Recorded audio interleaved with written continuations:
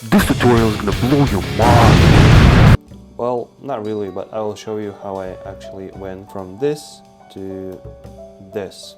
So this is my node tree, as you can see, and I will delete all of it to go step by step to show you how I color grade this video of a triangle building standing in the middle of the street, and like how to make this cinematic look. So for now, I'll just create a 10 nodes.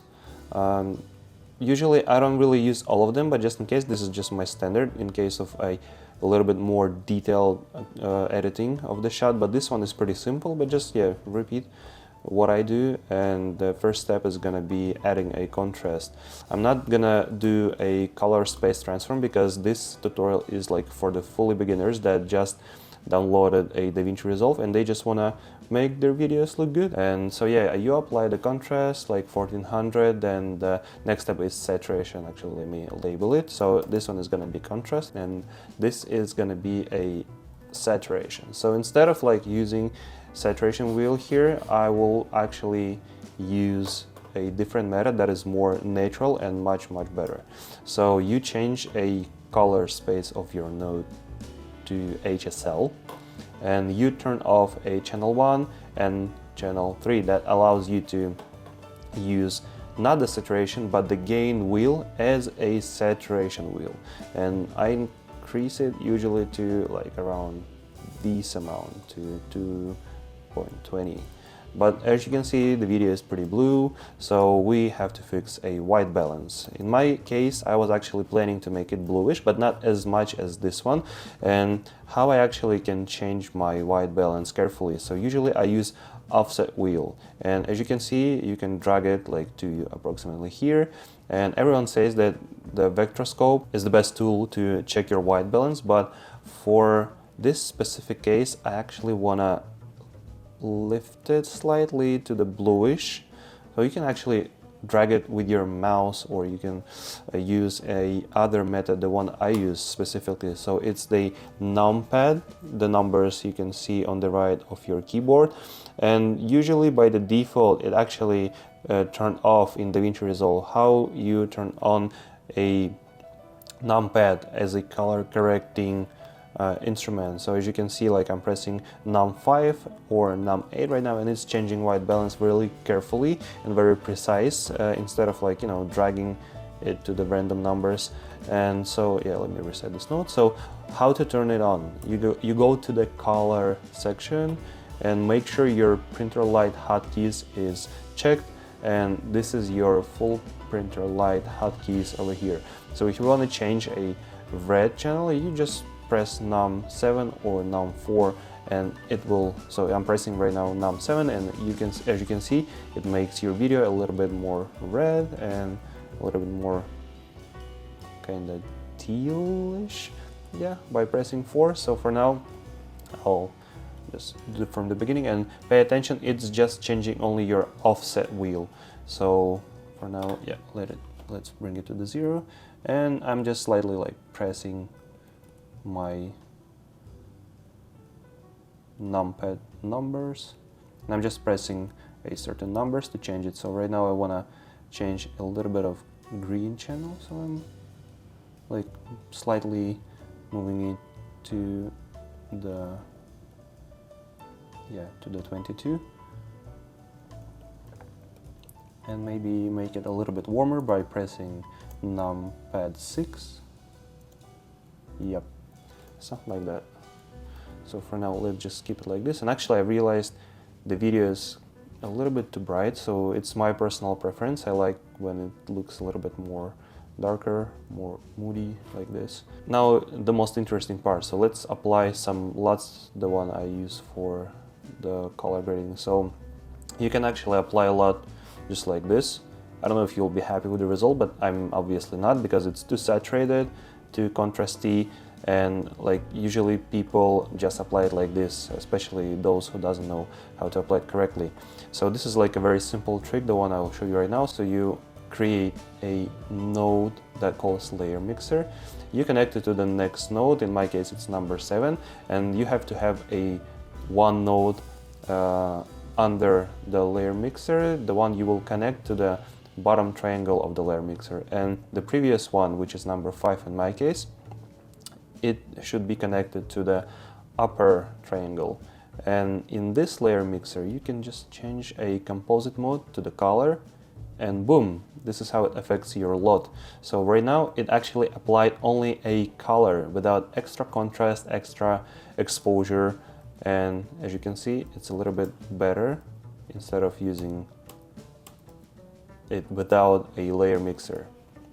So for now I'll just leave it like this, but actually wait, it's a little bit saturated, so I'll just bring it down a little bit. Let's say like opacity of the LUT node is gonna be in the key section and its key output gain, and so as you can see it just brings value to the 0 or higher, it's up to you. So I'll just keep it like around 850, yeah, and now I will change my white balance, and as you can see, like there is no like specific complicated settings or templates that I use. I just play with the footage in the way I like, and I just see what the result is gonna be after my improvisation. It's fine for now. So yeah, usually I don't really use black mist, but like in some certain cases I do, but like in this one I didn't, and I want to make my video just a little bit softer. And what I usually do is I'm actually, yeah, it's already here, but you can write down glow in the FX, and you just drag it to the node before the color correction in my case, because I like the result that turns out. The shine threshold I usually keep in between of 650 and 700, so this is like in my case. But like if you will lower the exposure, you will have to increase it, but like it doesn't look really natural, so I'll just bring it back. And the gamma, yeah, so yeah, let's keep it, oh sorry, the wrong node, let's keep it like, no, maybe just a little bit lower. So actually you can just play a little bit with the settings here. So spread is basically feather of the glowing effect. So, and also make sure it's not overexposing. You can check it in the waveform, it's still fine. The next thing that is very important for me is actually vignetting. And I'm not gonna use this vignetting because it's actually not the best one, as you can see. You can apply, like, it's up to you, you can use this one, but like in my case I actually do a masking, and the masking is over here in the power window, and you can choose like any option that you like, but I just prefer circle, the simplest one, and I just scale it a little bit more to make it fit to the image size approximately, yeah, something like this.